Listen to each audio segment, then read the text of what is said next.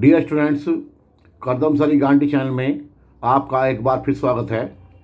मैं आज आपके लिए जो वीडियो लेकर आया हूँ वो क्लास 11th की है, जिसका सब्जेक्ट ज्योग्राफी और कोड 029 है। उसकी बुक सेकंड, क्लास 11वीं की बुक सेकंड जो है, जिसे हम भारत भौतिक पर्यावरण के नाम से जानते हैं, उसका चैप्टर 1 भारत स्थिति यानी कि इंडिया की लोकेशन के बारे में मैं आपको बताना चाहता हूँ। देखो, ये चैप्टर है भारत की स्थिति या इंडिया की लोकेशन। ये इसका जो वेटेज है हमारे सीबीएसई और एनसीईआरटी बेस के पे और डीओई की पे ये 5 नंबर का है, यानी कि ये अकेला पार्ट जो है 5 नंबर का है। और ये चैप्टर जो है, इसमें अगर आप देखोगे तो इसके जो क्वेश्चन है वो एमसीक्यू में भी, और इंडिया के जो क्वेश्चन है वो क्वेश्चन नंबर 30 हमारा आता है जो सेक्शन ई में है, वो भी इसमें भी जो है ये इसके क्वेश्चन आते हैं। तो आप जो है और सेक्शन सी में भी इसके क्वेश्चन आ जाते हैं 3 नंबर के। तो ये टोटल जो चैप्टर है 5 नंबर का है वो, तो इसलिए जो आप इस चैप्टर को ध्यान से पढ़ेंगे। ये बुक जो है आपको अकेली बुक ही जो है भारत भौतिक पर्यावरण, ये आपको अकेले ही पास करवा सकती है और अच्छे नंबर आ सकते हैं इससे। तो हम आज चैप्टर फर्स्ट कर रहे हैं, भारत स्थिति या इंडिया लोकेशन। इसका अगर टॉपिक देखें तो इसमें ज़्यादा डाटाबेस है, लेकिन कुछ क्वेश्चन भी हैं। जैसे अगर हम भारत को एक अवलोकन देखें या भारत का एक देखें पोजीशन कहाँ है, तो भारत जो है एशिया महाद्वीप के दक्षिणी मध्य भाग में उत्तरी गोलार्ध में स्थित है। और भारत की जो मुख्य भूमि है वो उत्तर में बांटती है, कश्मीर से लेके दक्षिण में कन्याकुमारी तक है। मतलब उत्तर में अगर देखा जाए, अगर उत्तर साइड से देखा जाए तो नॉर्थ से साउथ तो ऊपर कश्मीर है और नीचे कन्याकुमारी है।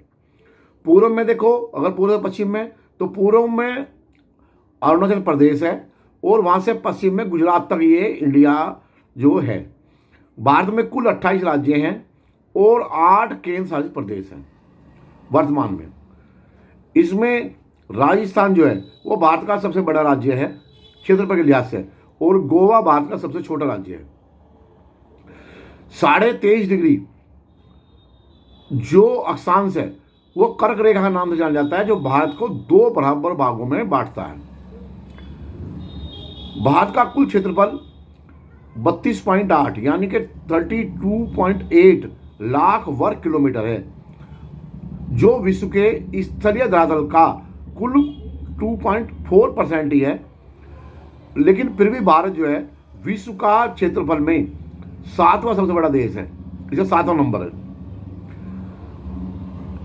भारत के जो पड़ोसी देश हैं जैसे पाकिस्तान, नेपाल, भूटान, बांग्लादेश, म्यांमार, अफगानिस्तान, चीन, श्रीलंका व मालदीव हैं, जिनमें श्रीलंका और मालदीव भारत की समुद्री सीमा से लगे हुए देश हैं।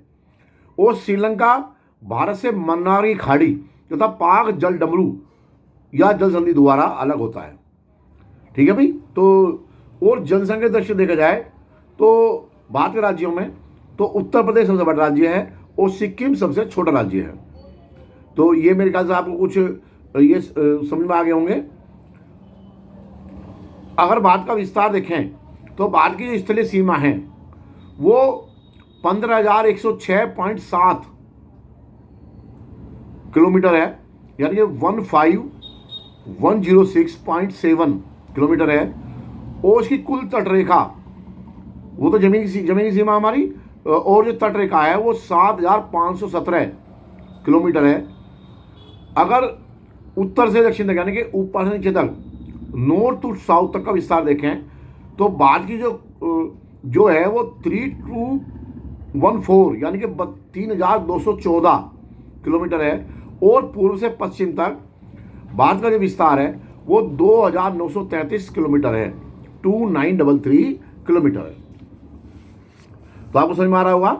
थर्ड जो है इसका, अगर अक्षांश से विस्तार देखें तो 8 डिग्री 4 अंश उत्तर से लेकर 37 डिग्री 6 अंश उत्तर है और देशांतर विस्तार वो 68 डिग्री 7 अंश पूरब से 97 डिग्री 25 अंश पूरब है। तो इस तरह से इसके अक्षांशीय व देशांतर विस्तार में लगभग 30 डिग्री का अंतर है। देखो ये जो है, आपको ये जो कुछ डाटा मैं बता रहा हूँ ये आपको रटने पड़ेंगे, ये तो ऐसे याद होने के नहीं है, लेकिन बिना डाटा रटे इस चैप्टर का काम चलने भी नहीं है। तो बात की अगर समुद्री सीमा मुख्य भूमि से 12 समुद्री मील यानी कि लगभग 21.9 किलोमीटर तक है। एक अगला इसमें पॉइंट है 6 डिग्री 45 अंश उत्तरी अक्षांश पर स्थित इंदिरा पॉइंट भारत का दक्षिणतम बिंदु था, यानी कि साउथ का सबसे बिंदु था लास्ट का, जो कि 2004 में आई सुनामी के कारण विलुप्त हो गया है। 28 डिग्री 30 अंश पूरब याम्योत्तर का नाम एक देशांतर भी है को भारत का मानक याम्योत्तर चुना गया है या देशांतर चुना गया है, याद रखना ये। अगला पॉइंट है इसमें बांग्लादेश जो है भारत की सबसे लंबी इस तरह सीमा लगती है, देश से सबसे लंबी इस तरह से लगती है, जबकि गुजरात की जो सीमा है वो जलीय के क्षेत्र में सबसे लंबी है। भारत की स्थल सीमा लगभग 12,000 किलोमीटर है और 7 देश इसको स्पर्श करते हैं, टच करते हैं। यह पाकिस्तान, अफगानिस्तान, चीन, नेपाल, भूटान, बांग्लादेश और म्यांमार। भारतीय प्रायद्वीप हिंद महासागर में लगभग 1600 किलोमीटर तक फैला हुआ है और पश्चिम में अरब सागर तक, पूर्व में बंगाली खाड़ी है। पश्चिम में अरब सागर है और पूर्व में बंगाली खाड़ी है। और ये दोनों हैं, अरब सागर पूर्व बंगाल की खाड़ी जो है, ये दोनों हिंद महासागर का ही एक भाग हैं और इसको बात को घेरे में है। नीचे हिंद महासागर है, पश्चिम में अरब सागर है, पूर्व में बंगाली खाड़ी है। लेकिन जो अरब सागर बंगाली खाड़ी है, दोनों ये हिंद महासागर के ही पार्ट माने जाते हैं। आगे जो है, तो इस तरह से जो है, जो भारत का जो निचला पार्ट है वो 3 ओर से समुद्र से घिरा हुआ है। भारत के कन्याकुमारी पर बंगाली खाड़ी, अरब सागर और हिंद महासागर तीनों ही एक साथ मिलते हैं। कर्क रेखा भारत के 8 राज्यों से होकर गुजरती है। ये कई बार पेपर में आता है, मैप में भी। गुजरात, राजस्थान, मध्य प्रदेश, छत्तीसगढ़, झारखंड, पश्चिम बंगाल, त्रिपुरा और मिजोरम, ये 8 राज्य हैं। ये आपको याद करने पड़ेंगे। 23.5 डिग्री उत्तरी गोलार्ध जो कर्क रेखा है भारत के लगभग बीचों बीच में है। भारत के जो पड़ोसी देश हैं, अब इनके बारे में आता है कई बार, तो भारत के पड़ोसी देश के बारे में आप जान लो। नंबर 1 पाकिस्तान। पाकिस्तान से भारत के कुल 4 राज्य मिलते हैं, जिनमें गुजरात, राजस्थान, पंजाब और जम्मू कश्मीर। इसकी कुल लंबाई, ये सीमा हमारी 3,323 किलोमीटर ये सीमा हमारी लगती है। ये जो सीमा है, ये जो ब्रिटेन था उस समय, ग्रेट ब्रिटेन, तो उसने ये सीमा बनाई थी, जो बाउंड्री बनाई थी, उसका नाम जो रेड क्लिफ थे, जो वहाँ के गवर्नर थे, तो उन्होंने ये सीमा बनाई थी। रेड क्लिफ रेखा इसे कहते हैं। और ये एक अध्यारोपित सीमा है। अध्यारोपित सीमा किसे कहते हैं? वह सीमा जो किसी दूसरे देश द्वारा 2 देशों के बीच बनाई गई हो, उसे अध्यारोपित सीमा कहते हैं। नंबर 2 हमारा पड़ोसी है अफगानिस्तान। अफगानिस्तान वैसे तो डायरेक्ट जो है इंडिया से नहीं लगता है, बाहर से लगता है, लेकिन जो POK है यानी कि पाकिस्तान ऑक्यूपाइड कश्मीर, वो जो है उसमें लगभग 106 किलोमीटर जो डूरंड रेखा के नाम से है, वो भारत के टच करती है, क्योंकि POK को हम अपना हिस्सा मानते हैं। नंबर 3 नेपाल। नेपाल जो है वो 5 स्टेट इससे टच करता है, इंडिया के राज्य बिहार, उत्तर प्रदेश, उत्तराखंड, सिक्किम और पश्चिम बंगाल। नंबर 4 है हमारा पड़ोसी भूटान। भूटान से हमारे 4 राज्य मिलते हैं, असम, अरुणाचल प्रदेश, पश्चिम बंगाल और सिक्किम। इसकी जो लंबाई है वो 699 किलोमीटर है, जो सीमा है। एक है हमारा पड़ोसी चीन। चीन जो है, चीन से जो हमारी सीमा मिलती है उसका नाम है मैकमोहन रेखा। इसकी लंबाई 4056 किलोमीटर है। इसमें जम्मू कश्मीर, अरुणाचल प्रदेश, सिक्किम, उत्तराखंड और कुछ हिमाचल प्रदेश का भी क्षेत्र मिलता है। अब है नेक्स्ट है बांग्लादेश। बांग्लादेश जो है वो इसकी सबसे लंबी इस तरह सीमाएं हमारे देश से मिलती है सबसे ज़्यादा। तो इसकी लंबाई 4096 किलोमीटर है। और इससे जो राज्य हैं पश्चिम बंगाल, असम, त्रिपुरा और मिजोरम मिलते हैं। एक हमारा पड़ोसी है म्यांमार। म्यांमार जो है जिसे बर्मा कहते थे पहले, अरुणाचल प्रदेश, नागालैंड, मणिपुर और मिजोरम ये मिलते हैं। और इसकी जो लंबाई है हमारी जिससे जो सीमा साझा करते हैं वो 1600 किलोमीटर है, 1600 किलोमीटर। दो हमारे जो देश हैं वो समुद्री सीमा में पड़ोसी हैं, वो है श्रीलंका और मालदीव। अब है एक आता है एमसीक्यू में कुछ क्वेश्चन आते हैं, भारत के दूरस्थ बिंदु या एक्सट्रीम पॉइंट कौन कौन से हैं। उत्तर में, नॉर्थ में सबसे ऊपर वो इंदिरा कोल के नाम से है, इंदिरा कोल लद्दाख में। दक्षिणी अगर साउथ में देखें सबसे नीचे ये मैंने अभी बताया था इंदिरा पॉइंट है, वो ग्रेट निकोबार में है। ठीक है, उसका पहला नाम जो था, अगर इसका पहला नाम भी है पिग मिलियन पॉइंट बोलते थे इसको, या पार्सन पॉइंट भी इसे कहते थे। पूरब में यानी कि ईस्ट में, यानी कि अरुणाचल प्रदेश में किवीथू नाम की जगह है जो पॉइंट है हमारा। पश्चिम में, वेस्ट में, गुजरात में इसे गोहर मोती या गोहर मोती भी बोलते हैं। मुख्य भूमि का अगर दक्षिणी बिंदु सबसे ज़्यादा देखा जाए तो वो है केप कोमरिन। केप कोमरिन है कन्याकुमारी में जो तमिलनाडु में है। अब भारत की अगला टॉपिक तुम्हारा भारत की मानक समय रेखा। भारत की मानक समय रेखा, तो समय को अपनाने हेतु आप जानते ही हो कि देशांतर रेखा है। समय को हम देशांतर रेखा से नापते हैं और जो दूरी है उसको हम अक्षांश रेखा से नापते हैं। तो जो समय है वो ग्रीनविच मेरिडियन जो लंदन में है उससे 82.5 डिग्री 82.5 डिग्री पूर्व में स्थित है। 5 राज्यों से ये मानक रेखा गुजरती है इंडिया में, उत्तर प्रदेश, मध्य प्रदेश, छत्तीसगढ़, उड़ीसा व आंध्र प्रदेश से होकर गुजरती है, जिसका केंद्र यूपी के मिर्जापुर के पास है। इसी के स्थानीय समय का प्रयोग, इसका यूज क्या है, इसी के स्थानीय समय का जो भारत की मानक समय रेखा है उसका जो स्थानीय समय जो इंडिया का है उपयोग भारत के मानक समय IST इंटरनेशनल स्टैंडर्ड टाइम के लिए किया जाता है, जिससे पूरे देश का एक ही टाइम फिक्स होता है।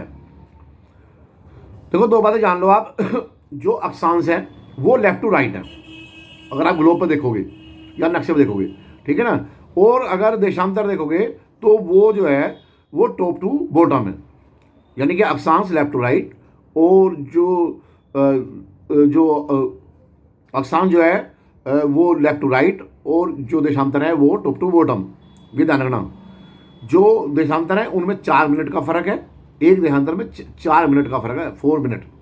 और जो हमारे अक्षांश हैं उनके बीच में 2 अक्षांशों के बीच को कहते हैं हम जोन या कटिबंध, तो उसका जो फर्क है वो 111 किलोमीटर है। लेफ्ट टू राइट अक्षांश ने मैंने बताया, और टॉप टू बॉटम देशांतर है, इसको या याम्योत्तर भी बोलते हैं। ठीक है भाई, तो हमारे भारत में अगर आप देखो ग्लोब में देखते हो तो हम तो ग्लोब में 3 लाइनें होती हैं जो बीचों बीच बिल्कुल 0 डिग्री पे, उसे कहते हैं भूमध्य रेखा या इक्वेटर या विषुवतीय रेखा भी कहते हैं। अब जो 0 डिग्री है वो दो भागों में पृथ्वी को बांटती है, ऊपर का उत्तरी गोलार्ध, ऊपर वाला भाग, और नीचे का दक्षिणी गोलार्ध। ऊपर नॉर्थ और नीचे साउथ है। और तो ये और कुल जो अक्षांश हैं वो ऊपर वाले भाग में उत्तरी गोलार्ध में, जिसमें हमारा इंडिया भी है, 90 होते हैं और नीचे में 90 होते हैं अक्षांश। और एक अक्षांश जो बीच की लाइन है 0 डिग्री वाली, इसे भी गिनते हैं, तो 90 + 90 + 1 बराबर 181 181 अक्षांश कुल होते हैं। ठीक है भाई, तो ये आपको समझ में आ गया होगा। और जो देशांतर है हमारे, देशांतर जो है लगभग वो पूरे पूरे वर्ल्ड की बात हो रही है, जो देशांतर जो है लगभग जो 360 देशांतर रेखाएं हैं, जबकि इंडिया में कुल 30 देशांतर रेखाएं हैं। इंडिया लगभग जो 5.5 घंटे आगे है। तो इसका फॉर्मूला क्या है, ऊपर लिख लो डिग्री, डिग्री गुना 4, जिस डिग्री का भी आपको निकालना है, डिग्री गुना 4/60। तो इससे आपके आवर निकल जाएंगे, घंटे निकल जाएंगे, कितने घंटे पे है, कितना घंटा कोई देश कहाँ पे है। डिग्री गुना 4 या ओब्लिक 60, उसे कर लोगे तो आपका जो ये आवर निकल जाएंगे। ये फार्मूला है। अब एक क्वेश्चन है, अरुणाचल प्रदेश व गुजरात के बीच में लगभग 30 डिग्री अर्थात 2933 किलोमीटर का देशांतरीय अंतर है। तो और जबकि एक देशांतर के बीच में, जब मैंने पहले बताया कि 4 मिनट का अंतर होता है, 4 मिनट का समय लगता है। तो अगर 3 देशांतर हैं तो हमें कितना समय यानी कि लगेगा अरुणाचल प्रदेश से गुजरात पहुंचने में, यानी 30 गुना 4, क्योंकि 30 टोटल है और 4 से गुना करेंगे कि 4 का डिफरेंस है दोनों के बीच में, देशांतरों के बीच में। तो 3 और 4 बराबर 120 मिनट, यानी कि 2 घंटे का डिफरेंस है। पूरी पृथ्वी पर कुल 360 देशांतर रेखाएं हैं, जबकि इंडिया में कुल 30 देशांतर रेखाएं हैं। क्षेत्रफल के अनुसार कई बार आता है ये मिलाने के लिए भी, ये जंबल कर देते हैं, उसको जो है आपको मिलाना होता है। क्षेत्रफल के अनुसार भारत की स्थिति कहाँ पे है या कौन से नंबर पे है, और कौन सा देश कौन कौन से नंबर पे है। नंबर 1 पे है रूस सबसे बड़ा, नंबर 2 पे कनाडा, नंबर 3 पे चीन, नंबर 4 पे यूएसए, नंबर 5 पे ब्राजील, नंबर 6 पे ऑस्ट्रेलिया और नंबर 7 पे भारत। भारतीय उपमहाद्वीप में पाकिस्तान, अब कह रहा था कि भारतीय उपमहाद्वीप में कौन कौन देश हैं, तो ये आपको बताने हैं। एक तो खुद भारत ही हो गया, भारत, पाकिस्तान, नेपाल, भूटान और बांग्लादेश को मिलाकर बनता उपमहाद्वीप। भारत की जो आकृति कई बार पूछता है एमसीक्यू में कौन सी है, वो है उत्तर इसका चतुष्कोणीय। भारत हिंद महासागर के ऊपरी सिरे पर स्थित है। कई बार पूछता है कि भारत जो है कहाँ पे हिंद महासागर के, तो वो है ऊपरी सिरे पर। आप देखो नीचे जो है हिंद महासागर, ऊपर उसके ऊपर भारत है। भारत के पश्चिम भाग में स्थित कच्छ का रण है एक मरुस्थल है, तो एक लवणीय दलदल है। हमने एक नेक्स्ट टॉपिक है। अब एक क्वेश्चन है कि सूर्य जो है हैदराबाद दिल्ली में कैसे हमको दिखाई देता है। हैदराबाद और दिल्ली का इसमें क्वेश्चन आता है। नंबर 1 पॉइंट बता रहा हूँ इसके। नंबर 1, सूर्य का आभासी संचरण, जैसे हमें लगता है जैसे हम खड़े हैं तो सूरज हमारे ऊपर कहाँ पे है, तो सूर्य का आभासी संचरण कर्क व मकर रेखा के बीच में होता है। आप जानते हो कि ये सूरज है वो जो है जो 23.5 डिग्री ऊपर और 23.5 डिग्री नीचे है, यानी कि नॉर्थ में 23.5 डिग्री नीचे साउथ में, इसी के बीच में ज़्यादा संचरण करता है, और बाकी जगह जो तिरछी जो सूर्य किरणें पड़ती हैं। नंबर 2, हैदराबाद कहाँ पे है। हैदराबाद कर्क रेखा के दक्षिण में है, आप जानते ही हो। तो इसलिए यहाँ सूर्य वर्ष में 2 बार शिरोबिंदु पर, यानी कि सिर के ऊपर उत्तरायण व दक्षिणायन परिगमन करता रहता है। नंबर 4, जबकि दिल्ली कहाँ है, कर्क रेखा के उत्तर में है, और हैदराबाद कहाँ है, कर्क रेखा के दक्षिण में है। तो इसलिए यहाँ सूर्य बिंदु के दक्षिण में ही रहता है दिल्ली में, जबकि हैदराबाद में वो जो है उत्तरायण में दक्षिणायन परिगमन करता रहता है। मैंने बताया दिया शिरोबिंदु कई बार पूछे, शिरोबिंदु का है क्या है, वह बिंदु जहाँ से ऊपर सीधे सिर के ठीक ऊपर आकाश में हम देखते हैं तो उसे शिरोबिंदु कहते हैं। अब एक टॉपिक आता है, भारत की उष्ण कटिबंधीय स्थिति क्या है। भारत उष्ण कटिबंधीय व उपोष्ण कटिबंधीय दोनों क्षेत्रों के बीच में है। आज देखोगे जो कर्क रेखा के आधा ऊपर है और आधा नीचे है, तो क्योंकि कर्क रेखा देश के बीचों बीच से लगभग गुजरती है। कर्क रेखा के दक्षिण का हिस्सा उष्ण कटिबंधीय यानी गर्म है, उष्ण माने गर्म है, और उत्तर का हिस्सा उपोष्ण यानी उपोष्ण कटिबंधीय यानी कि समशीतोष्ण है, लगभग थोड़ा उसके मुकाबले नीचे का हिस्सा जो है इंडिया का कर्क रेखा नीचे का भी जो भाग है, ये साउथ इंडिया बोलते हैं इसे हम, तो वो हिस्सा कैसा है, वो लगभग गर्म है, और जो ऊपर का हिस्सा, उससे ऊपर जो राज्य आते हैं वो लगभग ठंडे हैं या कम गर्म है। जिससे भारत की जलवायु में दोनों की विशेषताएं आ जाती हैं। इससे यहाँ का तापमान और वर्षा जलवायु के मुख्य तत्व मिट्टी, जीव जंतुओं, मानवीय क्रियाकलापों के अनुकूल है और हमें हर प्रकार की जलवायु यहाँ पे मिल जाती है। कृषि और उद्योग धंधों के लिए भी यहाँ की जलवायु बहुत ही बढ़िया है। सूर्य से प्रचुर मात्रा में, बहुत ज़्यादा मात्रा में हमें धूप और मानसूनी वर्षा मिलती है, जिससे करोड़ों भारतवासियों की किस्मत तय होती है, उन्हें फायदा होता है। एक टॉपिक आता है आपका नेक्स्ट है भारत की स्थिति हिंद महासागर के संदर्भ में, कि हिंद महासागर का हमें क्या फायदा है, क्या नुकसान है। अब इसमें जो है यह लाभ क्या है, तो इसमें नंबर 1, भारत को हिंद अथवा हिंदुस्तान के नाम से भी जाना जाता है। हिंद महासागर एकमात्र महासागर है जिसका नामकरण किसी देश के नाम पर रखा गया है, और हिंद महासागर को हिंदुस्तान के नाम पर रखा गया है, जिसको हम बाद में इंडिया भारत कहते हैं। नंबर 2, इस महासागर के उत्तरी छोर पर स्थित भारत की तटरेखा अन्य किसी भी देश की तटरेखा से अधिक लंबी है। एक तो ये फायदा है, और तटरेखा से जानते ही हो कि उससे हमें बहुत ज़्यादा फायदा होता है, उससे हमें रोजगार मिलता है, और उससे हमारा जो समुद्री व्यापार है बहुत ज़्यादा होता है। नंबर 3, भारतीय प्रायद्वीप हिंद महासागर में लगभग 1600 किलोमीटर तक है। नंबर 4, पश्चिम में अरब सागर, पूर्व में बंगाली खाड़ी से यूरोप और विकसित राष्ट्रों से व्यापार व अन्य संबंधों में हमें सहायता मिलती है, जैसे अफ्रीका, जापान, न्यूजीलैंड, अमेरिका, इनसे हमारे जो संबंध हैं वो व्यापार आसानी से हो जाता है।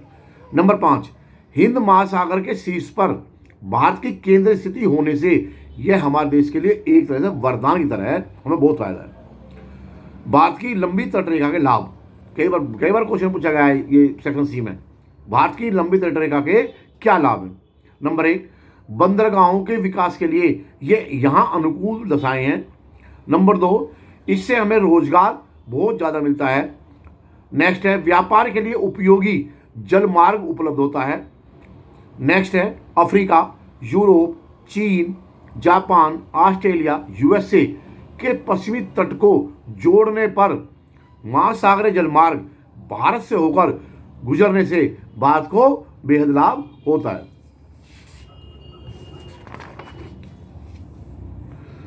अब एक क्वेश्चन और आता है कई बार 3 नंबर में, और नेक्स्ट टॉपिक है भारत की विशिष्ट भौतिक विविधता।